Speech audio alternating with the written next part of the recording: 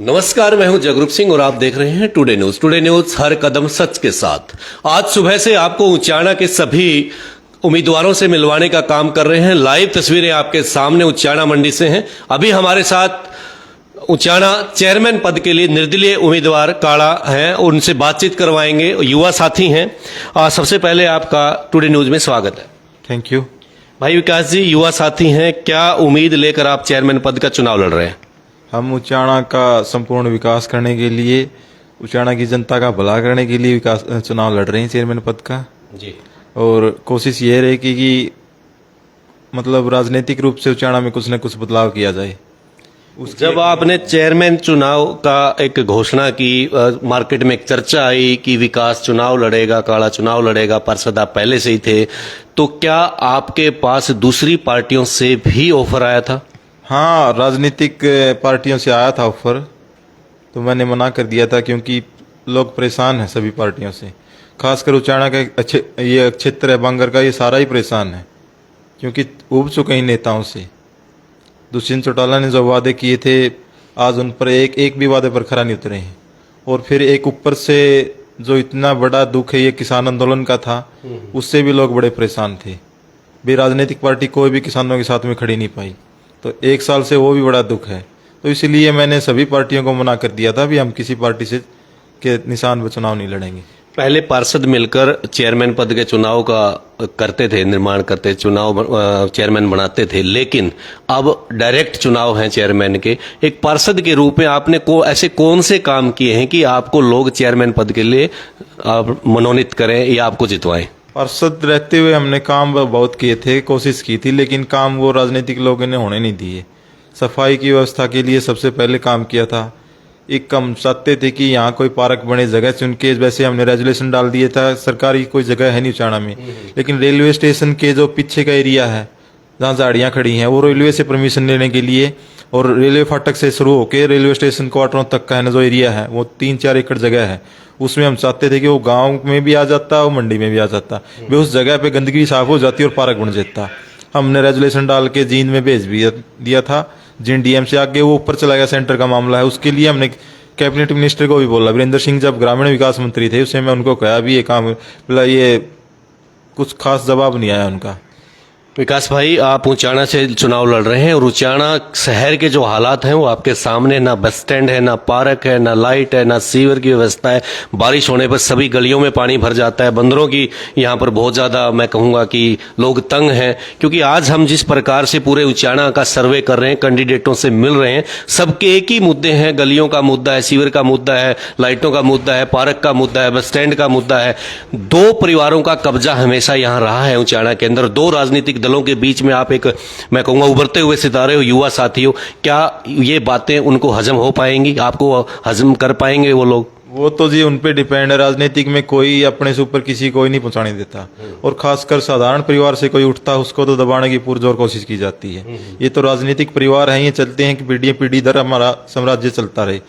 तो मैं नहीं मानता जनता में बहुत बदलाव आया है, ऐसा चलने देंगे। खासकर बांगर के लोग तो नहीं चलने देंगे ऐसा। उचाना के आज की बताता हूँ मैं, आज भी मतलब यहाँ के चौधरी बैठे हैं ड्राइंग रूम में, लोगों को वहां बुला रहे हैं, उनकी गाड़ियां बस भर के लेके जाती हैं, कहती है आप मेरे साथ में लगो, मेरे प्रत्याशी का साथ दो।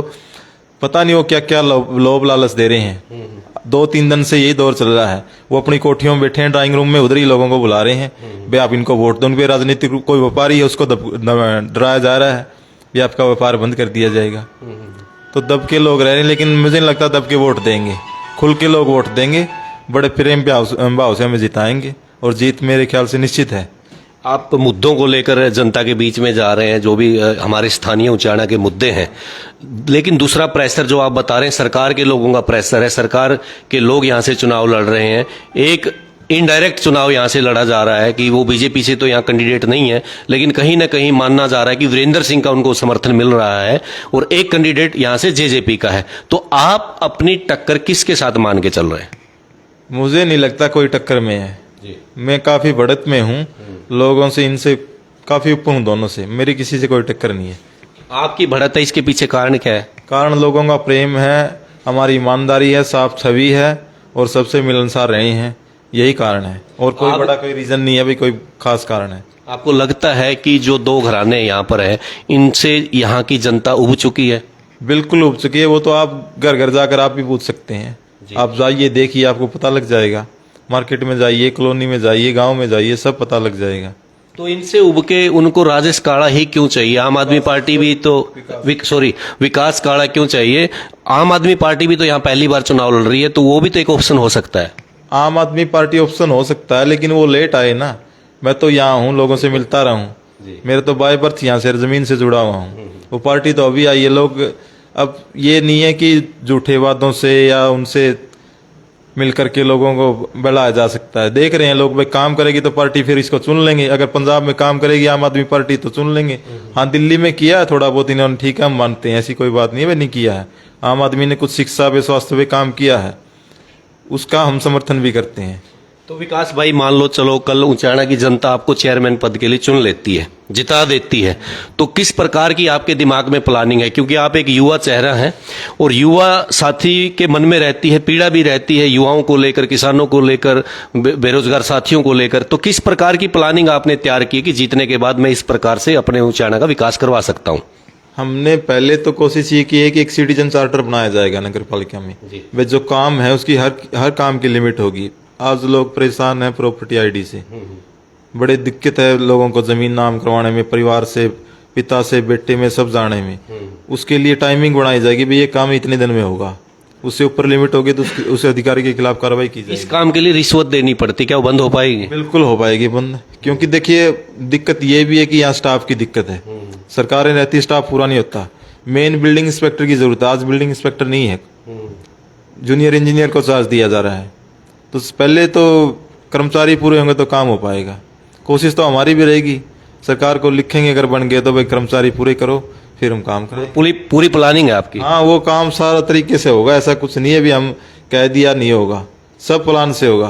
पिछली योजना की अगर मैं बात करूं तो बहुत सारा पैसा अभी भी कमेटी के पास जमा है, 10 करोड़ के आसपास बताया जा रहा है। पार्षद कहते हैं कि हमें विकास नहीं करवाने दिया गया, हमारे पास पैसे जनरेट नहीं हुए। क्या आप मान लो कल चेयरमैन बन जाते हैं, आपको लगता है कि सरकार आपको काम करने देगी? नहीं, सरकार ऐसे नहीं रोक सकती, सरकार काम करने देगी। सरकार के खिलाफ खड़े हो जाएंगे हम, काम नहीं करने तो उनके खिलाफ लड़ाई लड़ेंगे।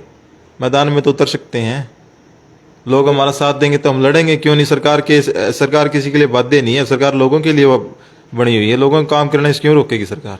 वो तो जनता के काम है जी, तो करवाएंगे काम, ऐसी कोई बात नहीं है सरकार मना कर देगी। यहाँ कुछ एक लोग हैं राजनेता, वो चाहते हैं मैं ना काम हो, लेकिन उनसे ऊपर उठ के भी सरकारें बहुत हैं। विकास भाई, आपने निचले पायदान से राजनीति शुरू की, पार्षद बने, अभी चेयरमैन का चुनाव लड़ रहे हैं। हो सकता है चेयरमैन का चुनाव आप कल जीत जाएं, तो भविष्य में कोई प्लानिंग है आगे बड़ा चुनाव लड़ने की? कल का किसको पता भाई साहब, आज है जो है। आज तो चेयरमैन के लिए लड़ रहे हैं, कल का किसी को नहीं पता। कल क्या होगा देखा जाएगा। वो तो आज चेयरमैन है, इसके लिए यहाँ तक सोचे, यहाँ तक काम करेंगे। आगे अगर लोगों को अच्छा काम लगेगा देखेंगे, फ्यूचर में कुछ नहीं, ऐसा नहीं। हम कल पे नहीं सोचते, आज जो है आज करेंगे, बस आज का काम आज ही कर लें, ठीक है, कल जो होगा वो देखा जाएगा। चलो, उचाना के मुद्दों की आपने